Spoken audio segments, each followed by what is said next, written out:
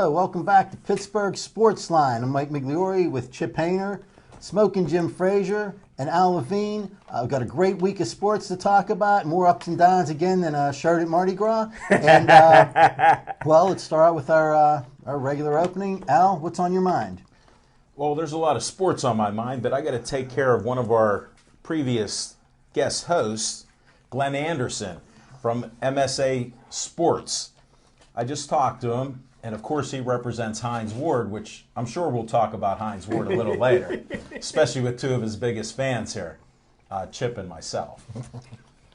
So if you guys would go to msasports.net and pick your positive athlete, Glenn Anderson said go to the site, put in some of these people, the kids here that deserve these awards, and he'll make sure it goes to the right people, and they have their banquet on April 21st.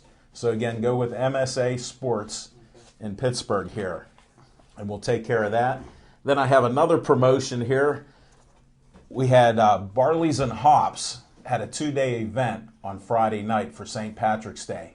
They called it St. Patty's Day. They had a huge tent that was sponsored by Straub's. And the reason I'm telling you this is with the fallen officers in Pittsburgh, how, you know, we've had officers die in the line of duty. I met a super guy, Rich Griffith, who's president of this Western Pennsylvania Police Benevolent Foundation. So go to their site, wppbf.org. And whatever you can donate, if you donate $25, you get a decal on one of their nice shirts. So that's one of the things I wanted to bring up. And they also had a Chinese auction there, and a young girl named Alyssa started this foundation to get police officers in small communities who can't afford bulletproof vests. So they had a Chinese auction there. They had framed pictures of Andre Fleury. They had Roberto Clemente framed pictures. They had a nice Chinese auction there. They raised over thousands of dollars. They had over 200 plus people there. And it was a great event. They do this every St. Patty's Day for 2 days. And then there was also another sad thing. There's a 16th annual Martha's Run. And this was the FBI officer that died, died in the line of duty in Washington, D.C. And they've been doing this in her honor for years. So that's some of the public access that I wanted to give you guys and tell you about the communities in our area. And then I have to give a shout out to the deli department and Shop and Save. None of the meat was free, but the conversation was good. And I give you a shout out about sports. I promise you I will talk sports in a couple minutes, but I'll turn it over to Mike Migliore and What's on Your Mind. Okay, thanks, Al. Anytime. Jim, what's on your mind? Hey, thanks, man. You like, how can I follow that? Hey, I just want to, I got a special in the locker room with the scout this week. You know, next week we'll start in my experience with the draft with the Pittsburgh Steelers. Next week I'll talk about when they fired me in 2000. No, tell us now. But this week. That's when I quit liking them. Yeah. But this week, I tell you what, my dad, who's a retired steel worker, a union guy, always told me that, you know, if you work hard, somebody will notice. And I tell you what, as a sports writer and a boxing enthusiast, I used to cover for various newspapers some of the professional boxing around the area and amateur boxing. I used to always see this photographer that was outstanding photographer for big fights like Paul Spadafore and those guys. And the guy came over to me one day and you know, we struck up a friendship, and he offered me an opportunity to write for a great magazine. And because of that, I was able to win the Golden Quill Award. So I just want to put a special shout out to the world's greatest photographer, Mike Migliore. Thanks, Jim. And I tell you what, it's a very unique thing for somebody to not only give you an opportunity, but somebody also that, you know, because of Mike Migliore, none of us would be sitting up here right now. And he's like Christopher Columbus. He discovered all of us. And I tell you what, I will put this group this panelist, this group, against anybody currently on radio or TV. And I got to say thank you to Mike. Well, thanks. Yeah, actually, none of that's, well, some of it's true. Actually, I think Jim discovered me, but that was very nice. Thanks a lot. Chip, what's on your mind? Well, thanks, Mike. What's on my mind this week is, this 80-degree weather, and then we're in spring training. I wanted to throw a little shout out to the Pittsburgh Pirates, and specifically Bob Nutting. He did an act of charity for one of the local high school softball teams. The Baldwin High School girls softball team had paid money to enter it into a tournament in Myrtle Beach, South Carolina this weekend. They had played for airfare down, their lodging, and airfare home, as well as the tournament fees. And last week, Direct Air canceled their flight home with no notification, and these were non-refundable tickets. So they didn't have any way to make it home from the tournament. They were at odds because they'd put out the money for everything else. They just didn't have a way back, and they didn't have any funds available. But what Bob Nutting and the Pirates have done is they've chartered a bus so that the Baldwin High School girls softball team can come back from the tournament this weekend at the Pirates' expense. And I'd like to give a shout out for that because, the Pirates, I believe they're on the cusp of doing something very, very good. And, to win back the community, those are the kind of efforts that they need to make. And you just want to make sure that everybody's aware of that and to acknowledge it. Yeah, that's a good point, Chip. Actually, if you take a look at the people that Nutting's paying to play baseball, you see he's very charitable. That's nice that he helped them out. The Pirates, obviously they could use some good public relations. They, they need need a little bit of help there in the public relations part, and I'm sure something like that helps a lot. And I'm sure that the team that they helped was very grateful too. Well, and this one act, I've never really had a very high opinion of Bob Nutting, and I'm thinking that I might revisit that line of thought. Chip, hold on until they get 82 wins, buddy. It's going to happen. They got to break the streak. It's going to happen. No, but that is a good deed, and I'm glad he did something good for the community. I'm sure he does other good things too. Well, Al started on the other end with some public service announcements, I guess. I'd like to give a public service announcement right now, too, to the 300 people that are lined up in front of Rita's Ice Rita's Italian's Ice that we just drove past. There's a line in front of this place longer than it would be for the Thunderbolt in Kennywood, and no idea what's going on there. I'm assuming that they have a television there showing this show and people are lined up to take a look. But before we move on, I'm going to go back to Al and let him kick out his favorite phone number because we'd like to hear from you tonight. 412-831-3304. You can get Al Levine, the talking machine. You can get Smokin' Jim Frazier, a.k.a. The Scout. Chip, the Prophet Hainer, supporting the Pirates no matter what. And you have Magic Mike Migliori, 831-3304. Of course, 412. I can't believe you got all four names right. Good job, Al. Thanks a lot. I don't have on the name tag. Who are you guys? And Mike, thanks again for this opportunity. I'm going to jump on the bandwagon that Smokin' Jim put forth because of his dad. And what's your dad's name? James Frazier. James Frazier, you raised a good son here. Well, thank you, sir. And I know that Al mentioned, he was probably part of a union. Let me ask all you guys, all you steel workers, would you rather have had a union or a job? Because one eliminated the other. Thanks to the unions, you no longer have still work to do. Anyway, before we move on from there, can't let that like I said, there's been an awful lot of laws, sports going on. An awful lot of sports going on this week. We've got the NCAA tournament. And let me ask you guys, am I the only one that had Lehigh and Norfolk State moving on? Yes. Am I the only one here? Yes. No, actually, no, you're wrong, because I didn't either. In fact, I had Missouri going all the way to the Final Four. I had Georgetown going all the way to the Final Four, so the bottom of my bracket is gone. But I did have Syracuse and Kentucky playing in the championship game. Syracuse is, of course, without their center, so it's going to be hard for them.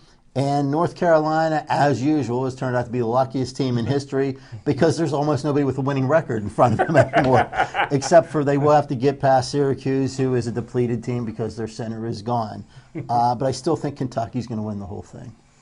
I agree with you, Mike. I think Kentucky still looks strong. My brackets, and I filled out multiple brackets, and one I've got 11 teams left in the final 16. The other two I have 10 each. But my brackets aren't completely busted. But that's one of the things I love about the first weekend of March Madness is, the unpredictability. Lehigh knocking off Duke. I mean, who would have figured? Norfolk State. I watched that game, and the thing that amazed me so much is that they played so well for the first game. In the second game, they just, they were dud. The one kid that won the game for him, what's his name, O'Quinn or something like that. It was like he didn't even show up for the second game. But, most of the teams that are left in the tournament are all, people have all heard of them before. There's no real Cinderellas left. But I certainly am looking forward to this weekend's games. I think I was the only one that had Pitt beating Princeton. Who? So When did that happen? the CBI, Where was that game? the Last CBI night. is alive and well, man. I tell you what, Pitt looked good, man. I'm so proud of them. They did look time good was that in that game, but I think you're right. You probably are the only one, including people that were on that team, probably didn't have Pitt beating Princeton. But Jamie Dixon didn't have that. But, here's a question that I have. They had to pay their way into this tournament. Yes, sir. So if they win the tournament, do they have to buy their own trophy? There'll be an IOU at the door. Hey, I want to tell you, though, I was at that great venue, the Consol Energy Center, for the opening of the NCAA tournament. A friend of mine, Alex Ball, had some nice tickets there. We were watching the game. K-State almost gave up that game. They actually didn't deserve to win that game. And then Syracuse in their game, Asheville, if they made 2 or 3 shots at the end in spite of referees making a difference in the game, Syracuse would be out of the tournament. And I'm like Magic Mike. I have Syracuse and Kentucky. The rest of my brackets are all busted up. Well, I said last week that I didn't like the Big East representatives. I had no confidence in Georgetown. I wasn't surprised that they got beaten. I don't think that Syracuse, because of the injuries and the scandals, would not make it far. But I think a sleeper is going to be NC State. They appear to be really focused right now, and I'm like the rest of you guys. I think this is Kentucky's year. Well, and to speak to the the NCAA tournament, the first and second rounds being here in Pittsburgh, and looking at the late game on Saturday afternoon, I was kind of I heard that these games were sold out, but there was a lot of fans disguised as empty seats, so they were sitting behind the benches. And once again, it just goes to show that basketball just doesn't sell in this city. Well, you know what happened? We were there, and we noticed all these seats, the yellow back seats that were in a few areas, were all almost unattended.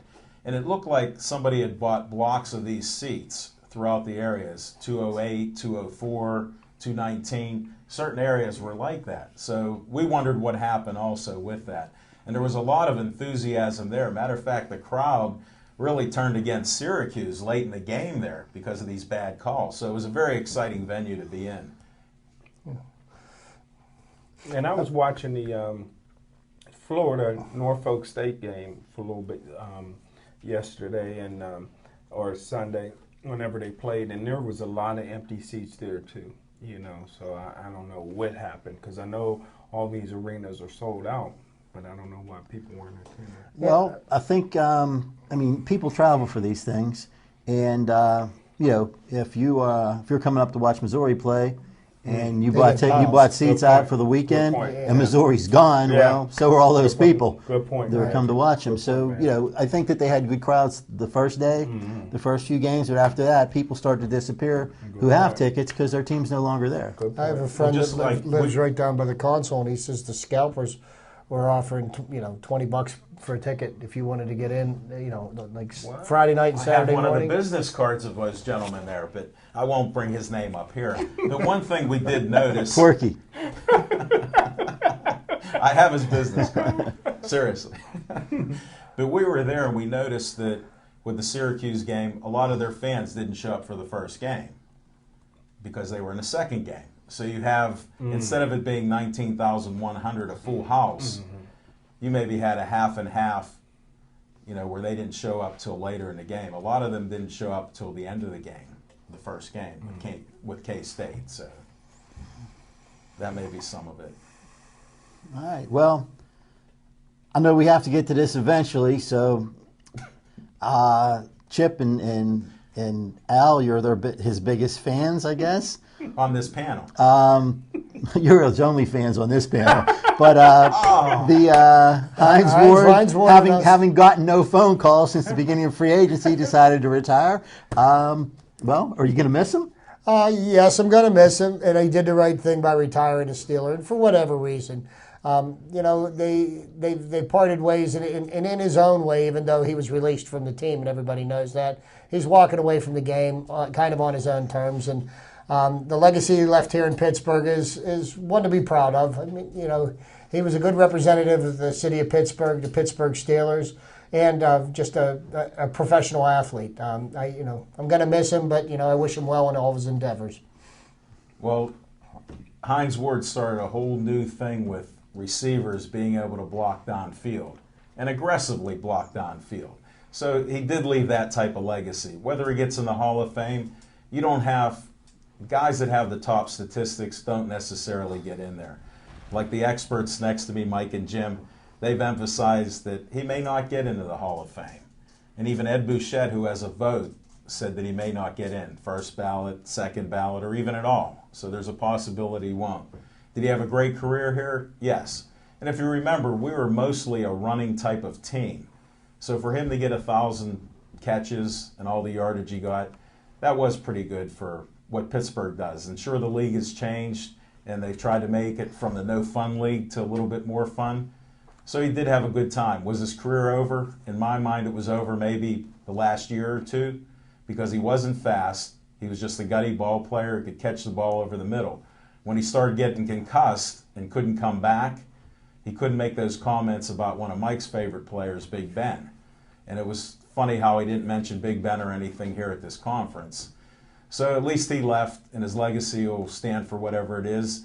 And our man Glenn Anderson can go on promoting Hines Ward with MSA Sports. So that's a good thing also. Well, the one thing about Hines Ward and Big Ben, they don't get along. Hines Ward was the only Steeler that didn't go to Big Ben's wedding this summer, and Big Ben paid him back by not looking his way this year. But, that's a little overrated as far as Steelers being a running team. When Cordell Stewart was here, Hines Ward mentioned him in the press conference today.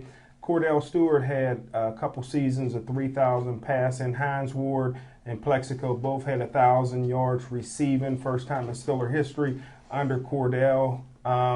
Turnover Tommy Maddox, never seen a running play that he liked. He used to throw the ball all the time, so Hines Ward benefited from Tommy Maddox, and Ben Roethlisberger's the greatest quarterback in Steeler history, and had a pair for 1,000-yard season. So Hines Ward enjoyed some quarterbacks that threw the forward pass quite a bit. One thing I can say about Hines Ward, even though I think his body was built for 10 years in the National Football League, he stole money the last 4 years. But one thing, he was a great football player. When I scouted Hines Ward, a lot of people don't realize Hines Ward came out the same year of college with Peyton Manning, Randy Moss, and a bum from Utah named Kevin Dyson. In my scouting report, I had Hines Ward rated ahead of Kevin Dyson. Kevin Dyson was the first receiver taken, even ahead of Randy Moss, ended up being the NFL bust, which I predict. But Hines Ward, his freshman year at Georgia, beat out Terrell Davis, who was suffering migraine headaches. But he was a starting. Was he concussed? Did he have a concussion? He was a starting running back over Terrell Davis, who had basically a Hall of Fame career at the Denver Broncos. His sophomore year, he was the starting quarterback for Georgia, set a Peach Bowl record, broke Jeff Blake's record, who played for East Carolina. Hines passed for 400 yards and rushed for 100 yards in the Peach Bowl. That's still a Peach Bowl record. In his last 2 years, they moved him to wide receiver when Eric Zaire was recruited as quarterback at Georgia. So And he was a high pick, a third-round pick, although he whines that, look what he did. With, a third-round pick's a pretty high pick. That's Mike Wallace. But, hey, like I said, I'm a type guy. I'm like Chuck Noll, Heinz Who at this point. Number 86, I would give it to a rookie walk-on. I wouldn't retire the number. But, hey, he had a great career here. I wish him all the luck in his future. He had a few failing businesses. I hope he stays out of the bar business. But I hope he gets into, TV or radio. I think that he would be good on the NFL Network. A lot of people don't have that channel. Well, the Steelers don't retire anybody's jersey, and there will be another Steeler wearing number 86. There's only a couple of jersey numbers that are taboo that won't ever be worn again by anybody. One of them belongs to Joe Green. You'll never see another Steeler number 75, and I don't think you'll see another Steeler ever wearing Bradshaw's 12. Or Lambert. Lambert to kill somebody, they give him his jersey. Lambert have to die before they give him his jersey. Hey, Smoking Jim, I have a question for you. Do you think that Hines Ward exceeded his capabilities with talent, or he got everything out of his body that he possibly could and overachieved, or do you think he could have done more?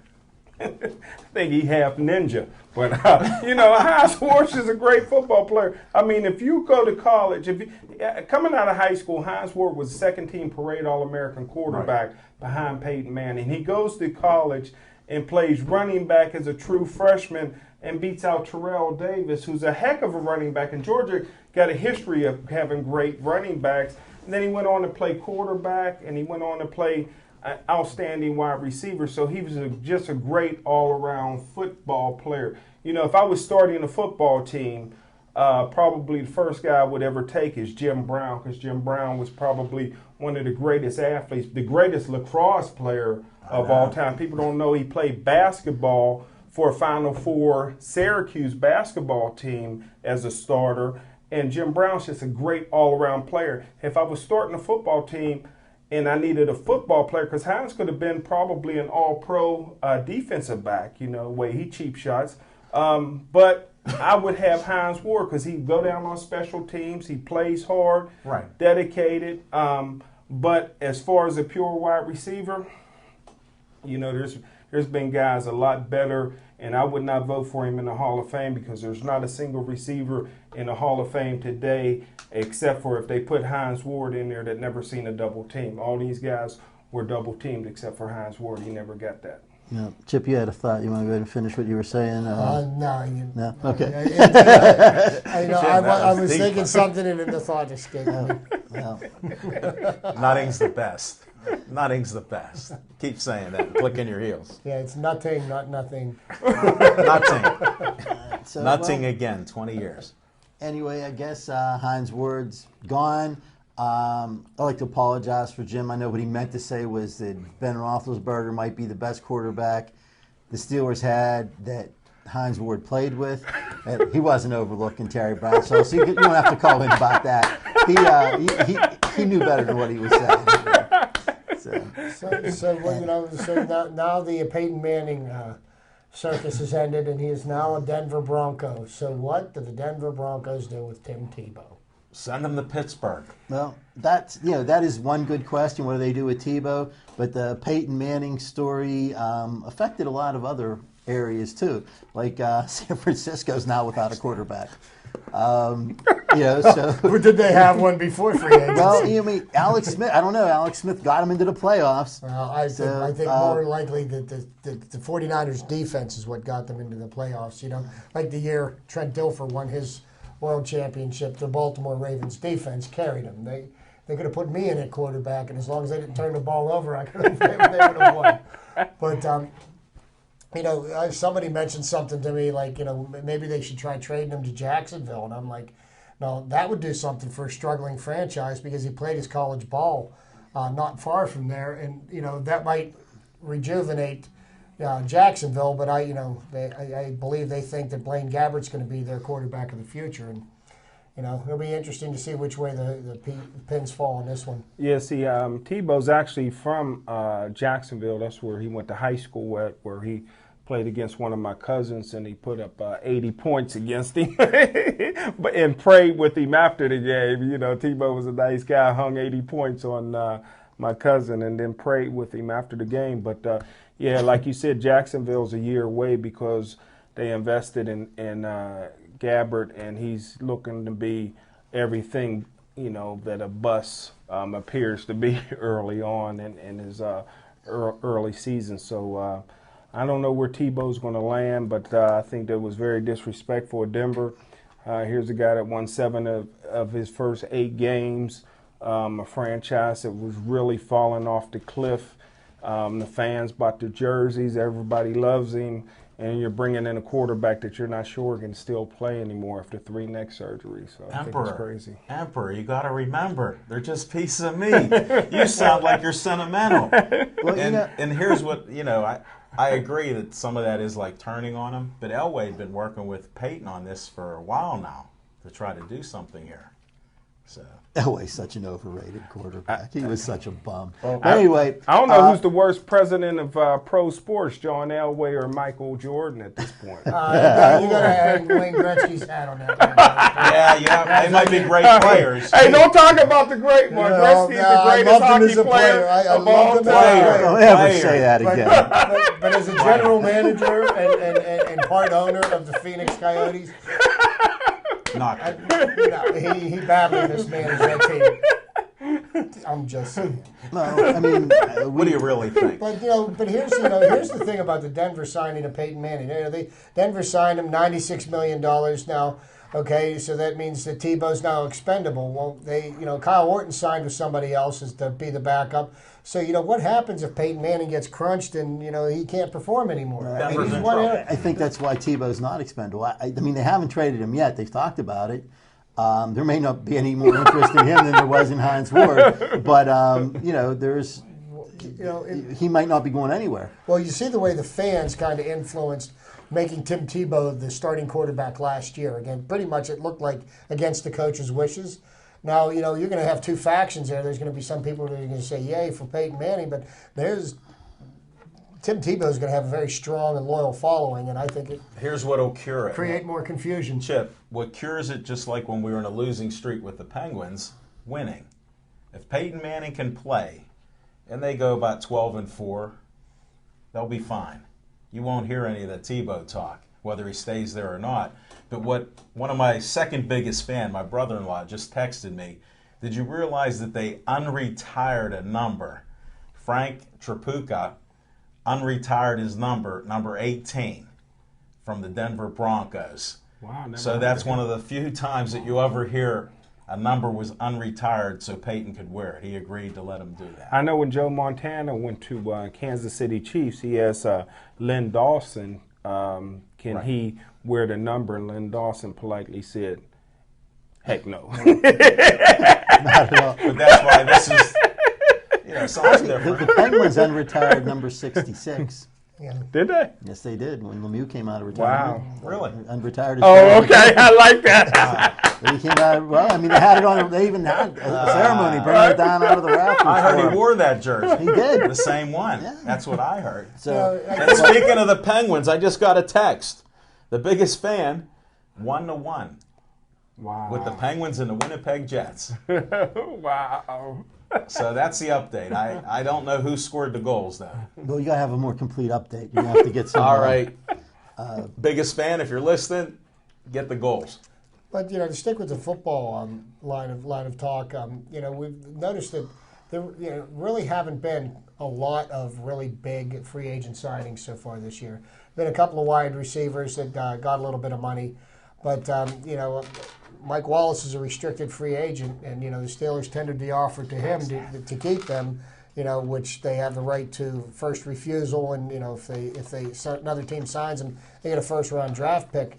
And I don't see anybody backing the Brinks truck up to offer him any money. I find that kind of surprising, but I don't consider Mike Wallace on the same tier as, Charles Johnson or Larry Fitzgerald. But, it seems like after the Peyton Manning thing, it's, there's really no more big splashes to be made. Well, Well, sorry. here's something that's more than a theory. This is fact, but we won't be able to prove it, but it is fact. You know that Mike Wallace is better than Garcon. That got $60 million to go to Washington. I would agree with that. I think he's in the same. These guys all pro. You may say Vincent Jackson may be a little bit better, but is he $90 million better? And Mario Manningham got it. What's happening is, as soon as the Pittsburgh Steelers tendered Mike Wallace $2.7 million instead of franchising him where he had to pay $9 million, this is what happens in the owners' meetings.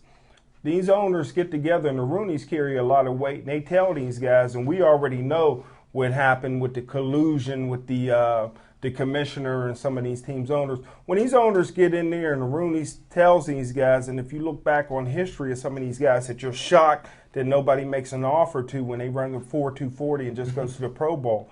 Rooney goes in there and say, hey, you guys don't touch Mike Wallace, and we won't touch these guys. So those are the things that happen. Mike Wallace will probably be back with the Pittsburgh Steelers at a pedestrian $2.7 million a year, and he'll probably go somewhere next year to make big money. So, do you think the Steelers will not pay him at all, or do you think they're totally against that? I think it would probably be in the Steelers' interest to pay him. I mean, he is a game breaker. There's no question about that. Well, the Pittsburgh Steelers would like to work on a long-term deal, but a lot less than some of these other guys are getting. I don't think that they want to pay him in the $8, $9, $10 million range. If they can get him with a nice signing bonus and have a contract that averages about $5 million a year, they'll be happy. If not, they'll pay him the 2.7 to play next year and let him go. The other thing that you have to realize is he's a restricted free agent. So if somebody does sign him, they're giving up a first-round draft pick for him. And depending on where your first-round draft pick is, he might not be worth that. You might get a better player in the draft, in the future or whatever. I don't know that I would trade, if I'm in the top 10 or something like that, top 10 picks, I don't think I'd make that trade, a first-round pick. Plus, you still have to pay him. So it's not just, you're trading the pick for him, plus you're paying him. And the Steelers, are able to match your offer, too. I think that, the Steelers would like somebody else to do their negotiating for them and then go ahead and match the payday. But, again, like Jim said, I think they're going to pay him not that high a number. I don't think he's going to make more than like $4 or $5 million if the Steelers sign him. If he goes somewhere else, then he might. But because the Steelers, if they pay him $9 million, what do they pay Antonio Brown next year? They're going to be in the same situation again with a different player. So you have to be realistic about that. Even though they have cleared up a lot of cap space, and they are able to make moves, but the Steelers don't seem to be all that excited about signing anybody. Seriously, it doesn't look like they're chasing any free agents out there. I think, of the top free agents, there's Tracy Porter from New Orleans, cornerback from New Orleans. Steelers could probably use cornerback, but Porter, he's not all that big. And I don't know if he'll come to a team that doesn't have a bounty program, or maybe the Steelers do. But if you're going to leave New Orleans, you're going to make sure that the bounty program is going to pay you as well as if you stay. But obviously the Steelers could use some help on the offensive line. Jim, there's a few offensive linemen out there that we talked about that you think would be a good addition. Yeah, I really do. I think that almost any team will offer, a lot more than what the Pittsburgh Steelers has right now. You mentioned cornerback. There's another cornerback, and I'm not sure if he signed today or not, but Carlos Rogers, former first-round draft pick of the Washington Redskins, played at Auburn and played all-pro level last year, played in the Pro Bowl last year for the San Francisco 49ers. He has the size, the physical skills, to step right in. And when me and Mike was coming in today, they says that William Gay is on his free agent tour, so he may be out of here. Let's hope. But somebody like Carlos Rogers would be an excellent move for the Pittsburgh Steelers as a cornerback. Well, what do you think about linemen? Because obviously they're holding some of this money to get maybe a couple guys or maybe late round picks because they're not going to pick a number one I'm pick. thinking maybe the first 5 picks. Well, I don't think they'll do that. You don't have to. Jim's laughing. But No, but history shows you don't have to. Seriously, they, for as bad as the offensive line is, I wouldn't think other than Marquise Pouncey that anybody's going to secure a job there. I mean, Pouncey's going to be the center. They're going to need 2 guards and 2 tackles. Well, young Gilbert's he's guaranteed a job. Yeah, right? they love him. They like Gilbert so much that now. See, I don't know if they like Gilbert so much or they want to tweak Big Ben because they're moving Gilbert to left tackle and he's going to be beat like a drum. So Big Ben's going to have to get rid of that ball quick. Yeah, but does what they see in Gilbert that they like, is that because what they have is even worse? That's right. Yes. That's right. That's something right. that you have to consider. Absolutely. I mean, when you beat out Trey Essex for a job, Was he playing on the team? That's Trey Essex. There's like San Diego offensive tackle Marcus McNeil from San Diego. Huge. He's a big guy. Yeah. He's a real big guy. He might be a good addition if the Steelers decide to go after him. I've said from way back when we first started talking about the draft that I think they're going to take Cordy Glenn from Georgia. Will be their first round pick, especially since the Dontari Poe has kind of upped his value a little bit at the combine. He'll probably go much earlier than the Steelers get a shot at him. Casey Hampton renegotiated his contract. I don't know why. And I guess he still hasn't had the surgery yet or whatever, but he still needs knee surgery. I don't know what they're waiting for. Missing training camp. But, he's going to miss all the training camp. He's not going to have to go to the conditioning drill. He won't have to do the first day run. Any of those. Won't have to wear the plastic bag on the stationary bike. I heard something today, and I haven't been able to check up and follow on it, but I heard that the Steelers have said that they don't expect Mendenhall to play at all this year. And I heard that today also. And so, what does that leave us with starting running backs going into this year? You've got, Ike Redmond as being your feature back, and are they going to try to grab somebody out there? They said they were looking at Tolbert, but he's already signed. Michael Bush from Oakland is available. There, yeah. He's free agent. He might be worth a look. And Peyton Hill is already signed too. Yes, he big did. boy for Cleveland. But the Pittsburgh Steelers actually like, now this guy's hurt, Dwyer. He's a big 245-pound guy, and they love Clay.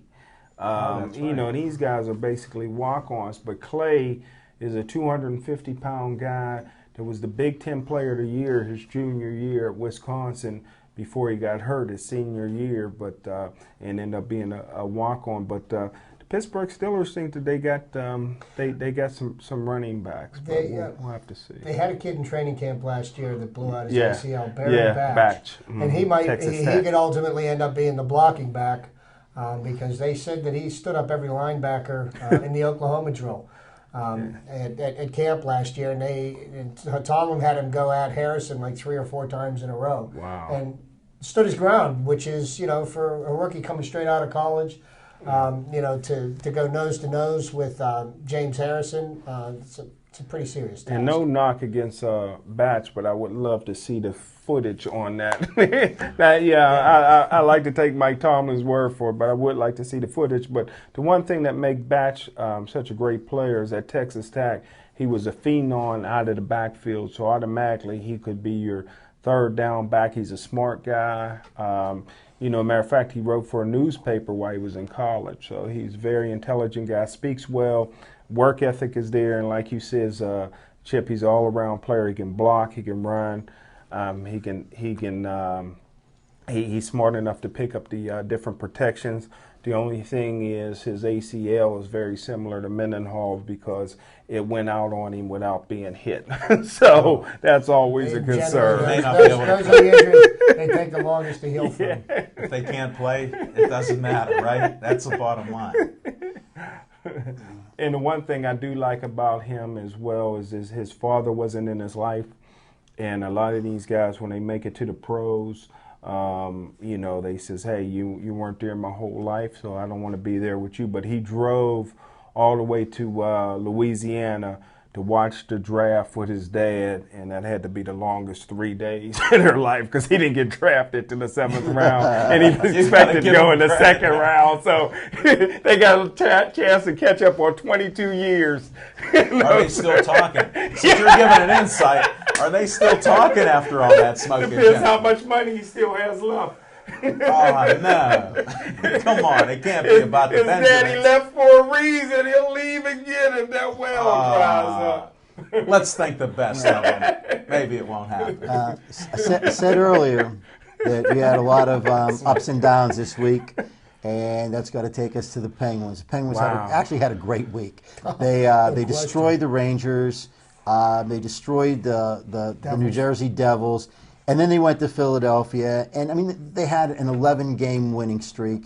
Okay, yeah, they lost, but they lost in overtime, and they got a point out of that. They were only 1 point behind the Rangers when the game was over. So, I mean, overall, the Penguins are a great team. They're playing great hockey, but they lost with .09 seconds left in overtime, and they lost to Philadelphia. So, you know, as much as they had a great run and everything, just that in itself just turns your stomach just a little bit to think that they lost to Philadelphia.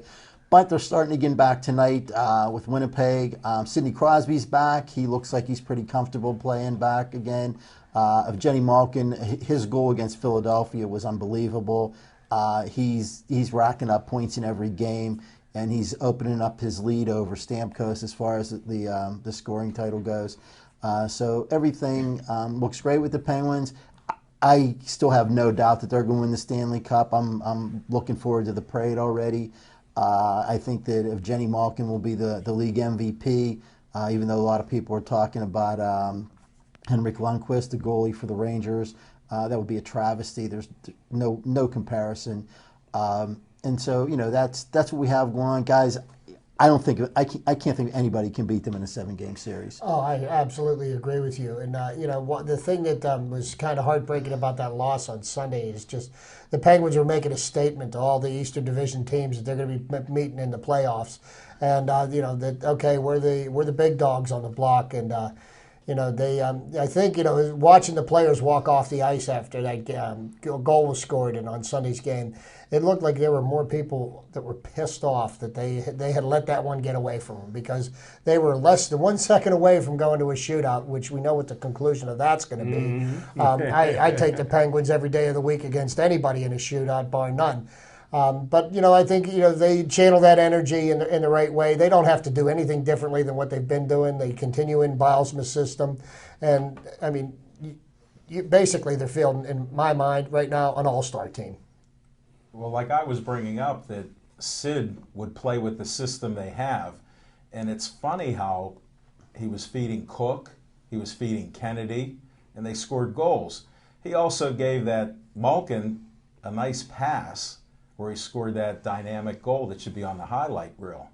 So here's Sid taking a secondary and a third role on different lines, and being a team player like he is and being a superstar, I got to give him a hats off for taking a humble pie look at this team, playing with the Bilesma system, and even when they scored a goal, he was coming back, laid out on the ice, could have been injured again. So, I mean, here's a guy in the greatest shape ever. We just hope that he can take another hit. So all these things that are happening, it's because of the coaching staff setting him up, and these players are playing with that system. And you have a lot of guys becoming more mature, like Malkin now. Look at how he's playing. Before he might have sulked or taken a back seat to Sid. Now he's not. He knows he has the talent. He knows that they're riding on him. Look at Fleury. If Lundqvist is going to be MVP, what about Fleury? If he's not our goaltender, what would our record be? And by the way, we got another update from the biggest fan. Kennedy scored the first goal. They were down 2-1. And then James Neal got the second goal and tied it up in the first period. So that's your latest update there. Go Pens. Now, start another streak. Now, how do you guys think the chemistry has been since Sidney Crosby's come back? Fantastic. Well, no, before he came back, they never lost. Yeah. He's a Steeler fan. He's a closet Steeler fan. That's what a Steeler fan would say. I've never been Steeler fan talks like in that. In the year 2000, Wow. the Steelers fired the best scout they ever had, and I haven't liked them since. Yeah, but you sound like a closet Steeler fan. The longest streak in Penguin history is how many games, Mike? 17, longest winning streak, 17. Right. What's that got to do with anything? I'm sure there's some kind of Babe Ruth connection. You can let us in on. Beirut is where they're fighting a war over there. People drinking in the locker room. Yeah, but I'll tell you what. As far Winning as streaks come chemistry, and go. as far as chemistry, I don't think there's a team with better chemistry in any sport right now.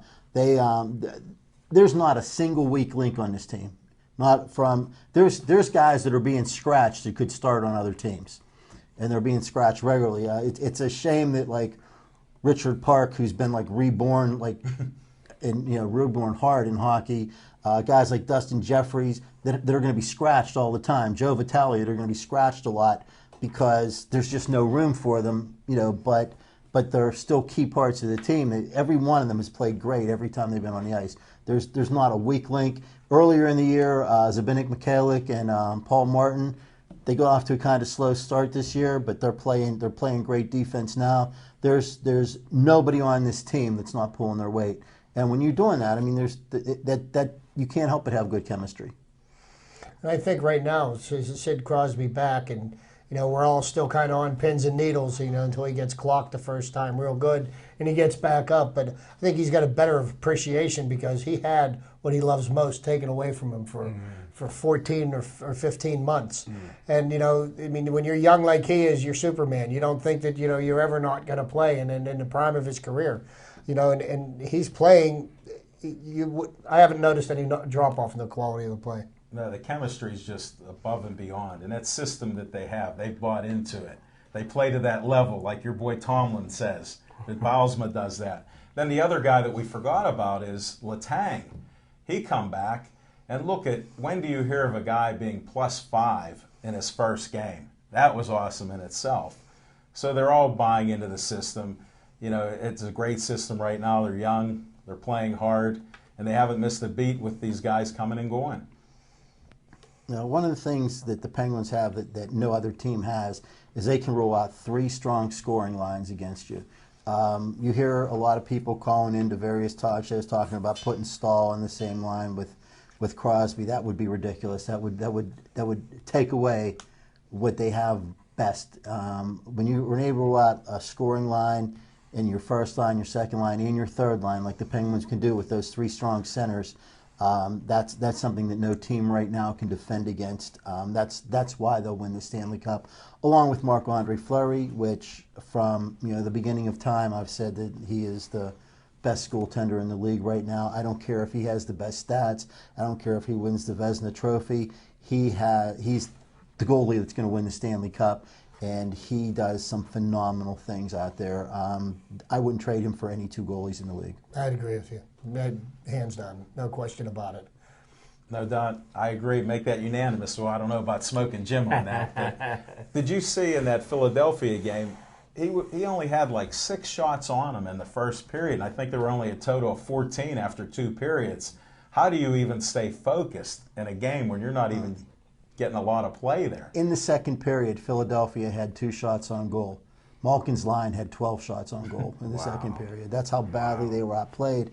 But they had played the day before, which also Philadelphia had too. But when they came out for the third period, the Penguins were obviously a little bit tired. It seemed like they were out of gas a little bit. And Mike Lang said years ago that there's nothing worse, no lead worse than a 2-goal lead. It's the most dangerous thing in hockey is to have a 2-goal lead. And the Penguins take that to heart because when they're up 2-0, it's time to worry a little bit until they add that other goal. They seem to sort of slack off a little bit at that point, but when they get into the playoffs, there's no team that's going to beat them 4 games out of a 7-game series. It's just not going to happen.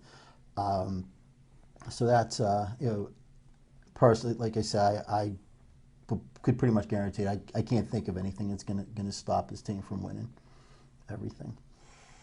It'll be another nice run, well into the middle of the summer. I gotta love it. Gotta love a parade in June in Pittsburgh. And I'll tell you, there's a lot of things that went into building this team. They made a trade to pick Fleury in the first round of the draft. which was a good move on Craig Patrick's part. He made a nice trade there. They got lucky with a ping pong ball to get the first pick, to pick Sidney Crosby. Wow. And because there was no season the year before, it wasn't like a top five or the bottom 5 teams in the lottery. Every team in the league was in the lottery. Wow. And the Penguins, they got the they got the draw to be number 1 to pick them. And probably the luckiest thing is that some yo-yo down in Washington decided to pick Alexander Ovechkin instead of Jenny Malkin with the first pick, and the Penguins come in and pick Malkin. If you're a Penguins fan, you got to be down on your knees praising that guy, whoever that moron was, to make that pick. Exactly. Hey, Mike, did you hear over the weekend that up in Canada, Ovechkin was playing, and they kept saying, Crosby's better, Crosby's better. That was up in Canada when Ovechkin was on the ice. Well, you know what? I mean, I can understand it, I guess, because it's Canada. But you hear a lot of these guys locally calling Sidney Crosby the best player in the world. Well, no knock on Sidney Crosby, but for the last year and a half, he hasn't been the best anything in the league. I think that Jenny Malkin has proven over and over again that he's the best player in the world right now, and they should have been saying Malkin's better.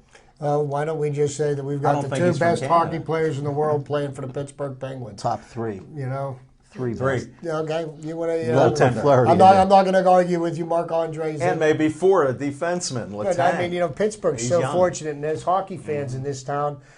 Since the Penguins picked up Mario Lemieux, we've been fortunate to watch some of the greatest players in the history of hockey play the game here in Pittsburgh on a nightly basis, and. I think that's something that we just kind of gotten used to, and I don't think really we appreciate it as much right now as we will 5 or 10 years from now. And my favorite hockey player of all time, Yager. So for a long time, Yager was the best player in the league, and he was playing here at that time. He played a nice game. He's still the pretty other day. damn good. Yeah, he was. He played a good game. For an old guy. He's pretty good, but I kind of enjoyed when Letang crushed him. But that's just me. I like Letang. But yeah, we were very lucky. We got to watch Mario Lemieux play, Jaromir Jagr play, Crosby and Malkin, and some other pretty good players in between there too. Those 91 and Ronnie 92 Francis Cup teams, the Ulf Samuelsson. There was a lot of Barrasso was in the Paul nets. Coffey. Yeah, I mean, there's a tremendous. Ronnie Francis is one of the classiest guys ever to come through town. There are very few players that leave Pittsburgh for free agency and come back and don't get booed off the ice or the field or whatever. That's Ronnie true. Francis got cheered every time he came back because you're right, he was a very, very classy guy. I worked for a company that did some work on Ronnie Francis's property, and he would come out and talk to us when we were out there. And he talked to me just like Jim would or Mike. It wasn't like he's one of the greatest players in the game at the time. But he was just like your average regular guy. Ask you how you were doing, ask about personal things. You could talk to him. He was a real class act. That's all I got to say. You say he talked to you like I would. I didn't think he'd use that kind of language, to be honest. But yeah, I mean, I think that everybody that's been a Penguins fan, for however many years, realizes that we've been very, very lucky here to get to watch the. But I'll tell you what, there was a long drought before that. Oh yeah, that's for sure. There was a long time when they might have been the worst team that's ever played. No. For a few years. And I tell you, one thing I can say is, and Mike, I know you can back this up, and all you guys can, but as far as professional athletes go, professional boxers and professional hockey players are the most humble, nicest guys. Baseball players are arrogant. I wouldn't cover baseball for anybody on a full-time basis, but as far as hockey and professional boxers, you can't meet better guys normally. Well, You mean in general? In general. Okay. I'd say that's probably I won't true. argue with you. I'd say it's probably was true of ready. just about every hockey player that I ever talked to. Boxers, I think that's a hit and miss kind of thing. There are some boxers that are pretty bad to talk to. Not the smoking Jim. In fact, there are some boxers you can't even understand what they're saying, but and they're speaking English. But there are some that are. We've been lucky to have interviews and stuff with some really great boxers and do some shows with some really great boxing people. And a football player, I don't know what it's like in other cities. The people here, at least in the last 10 years or whatever, the Steelers are very impressed with themselves because they're Steelers, and they expect you to be too. They were like that in the 80s when they weren't winning. You see people like Keith Gary and Tim Worley and Bubby Brister. Bubby Brister, if he isn't on the Denver's bench for 2 Super Bowls, he has nothing that he would have accomplished. I mean, generally, Bam Morris, the professional athletes that I've had experiences with, and I used to attend in a bar in Station Square in the 80s, and I got to meet a lot of the Pirates of that era. When they had the drug trial, that I knew a lot of them then, and I knew a lot of the players from the teams that followed that, and they were a bunch of arrogant so-and-sos. Barry Bonds was one of the biggest jerks that I've ever met in my life. The hockey players were always, they were the most down-to-earth people. They had similar experiences to what you had. And the football players walked around like they ruled the world, because I'm big and I'm 300 pounds and I can knock you through a brick wall. I can do whatever I want. And there was a lot of players that did that. Now, I know there's exceptions to every rule. But as a general rule, to speak to Jim's point, the hockey players are generally the most down-to-earth professional athletes that you'll ever meet. There's only one that I've even heard of. I never actually talked to Tom Barrasso, but anybody in the local media talks about him, says he was a jerk. But everybody else, I've never heard anybody badmouth another Penguin. As far as personal talk to one-on-one, but that's the Steelers. Well, I don't understand the baseball players. If I'm on a 19-year losing streak, I don't think I can be arrogant. I'll try, but I don't think it would work. The Steelers, they're a product of the media. They get all the press. They get it, and they believe everything that they see written about them, and they think that that they do walk on water or whatever. I'd like to see them win a couple more Super Bowls before they walk on water, but that's... You know what? I don't think they're so much a product of the media, but I think they're a product of the 1970s.